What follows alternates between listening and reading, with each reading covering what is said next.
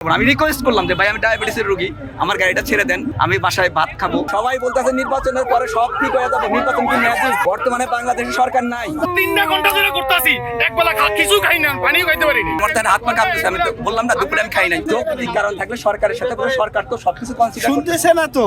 সরকার তো সবকিছু যৌক্তিক, যেটা সমাধান প্রত্যেকটা আমি নিজে জানি যে সমাধান করতেছে।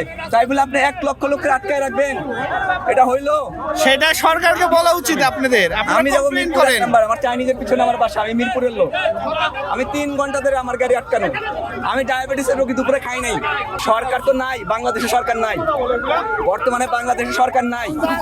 সরকার থাকলে এটা হয় না, সরকার নাই।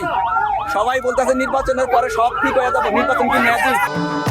ভবিষ্যৎ হোক নিরাপদ, বিনিয়োগ হোক বিশ্বস্ত, আর আমার পছন্দ সল্ট বে।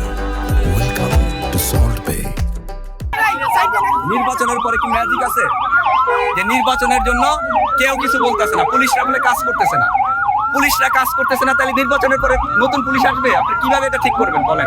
এই যে আমি পুলিশের সার্জনের সাথে কথা বললাম, কয়ে ভাই আমরা কিছু কমু, এই মিডিয়া দেয়া কইব, একটা ভিডিও দিয়া মিডিয়ারে দেখাই দিব আমার চাকরি নাই, ওএসডি। আমি কিছু বলতে পারবো না। আমি রিকোয়েস্ট করলাম যে ভাই আমি ডায়াবেটিসের রোগী, আমার গাড়িটা ছেড়ে দেন, আমি বাসায় ভাত খাবো, ভাত খায়া মানে খায়া বেরোই এই অফিস থেকে। কয় যে আমরা অসহায়, আমরা কিছু বলতে পারবো। 4টা অ্যাম্বুলেন্স আটকা পড়ছে, 4টা অ্যাম্বুলেন্স কানতেছে পর্যন্ত। দেখতে পেয়েছি সকাল থেকে অ্যাম্বুলেন্স এবং জরুরি সেবা যে গাড়িগুলো রয়েছে তারা যথেষ্ট সহযোগিতা করেছে ছেড়ে দেওয়ার জন্য, এবং তারা আটকানো আছে। আপনি ওই যে বাংলাদেশ স্পেশালাইজড হসপিটালের সামনে আটকা পড়ছে, আমার গাড়ির পিছনে বাম পাশে 2টা অ্যাম্বুলেন্স আছে, এখনো দেখতে পারেন কি?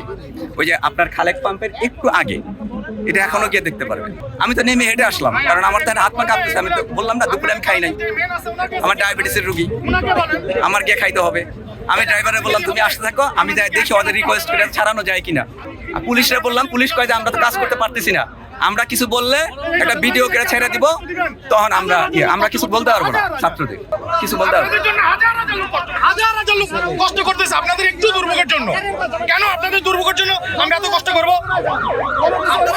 আপনাদের কর্তৃপক্ষ আছে না কলেজে, কর্তৃপক্ষকে জানান, ওনার কাছে চিঠি দেন, ওনাকে বলেন উনি সরকারের সাথে কথা বলুন।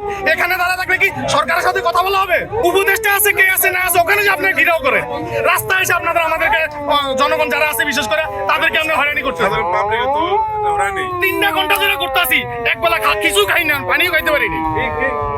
3 ঘন্টা অত্র এলাকা যা আছে প্রতিটা রাস্তা দিয়ে ঢুকছি, প্রতিটা রাস্তা বন্ধ। বলেন তো ভাই, তাহলে আমরা কেমন? আমরা সাধারণ জনগণ মানুষ না, মানুষের কাতারেই পড়েন ওরা। আপনারা বিচার চাইবেন, আপনাদের কলেজের কর্তৃপক্ষ আছে তার কাছে বিচার চাইবেন, তার সাথে কথা বলবেন। আপনারা কথা বলতে আসছেন আমাদের রাস্তায়।